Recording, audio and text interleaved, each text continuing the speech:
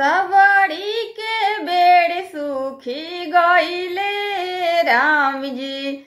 सबड़ी दुअरिया कहिया अइबे राम जी।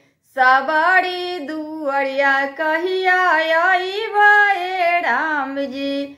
सबड़ी के बेड़ सूखी गईले राम जी।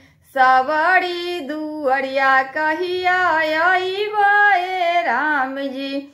निसे दीना फूल चूनी लावे राम जी। रौड़े खातिर रहिया बहारे राम जी। रहिया में फूलवा सजावे राम जी। रहिया में फूलवा सजावे राम जी। रहिया के फूला सूखी गईले राम जी। रहिया के फूला सूखी गईले राम जी।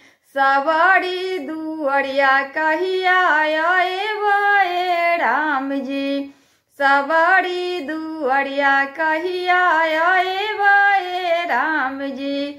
गंगा जी से जल भरी लावे राम जी। गंगा जी से जल सबड़ी लावे राम जी। रौड़े खातिर जलवा बचावे राम जी। रौड़े खातिर जलवा बचावे राम जी। लोटवा के जल सूखी गईले राम जी। लोटवा के जल सूखी गईले राम जी। सबड़ी दुअरिया कहिया अइबे राम जी। सबड़ी दुअरिया कहिया अइबे राम जी।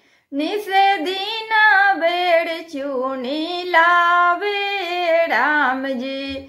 निसे दीना बेड़ सबड़ी लावे राम जी।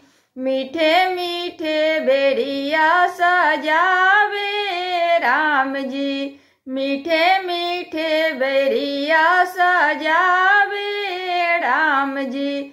थलिया के बेड़ सूखी गईले राम जी।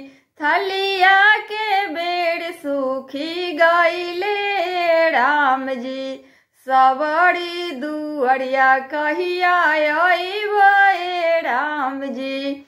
सबड़ी दुअरिया कहिया अइबे राम जी। निसे दीना बेड़ सबड़ी लावे राम जी। मीठे मीठे बेड़िया सजावे राम जी।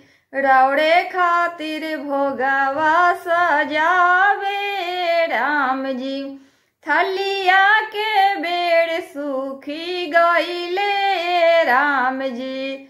सबड़ी दुअरिया कहिया अइबे राम जी।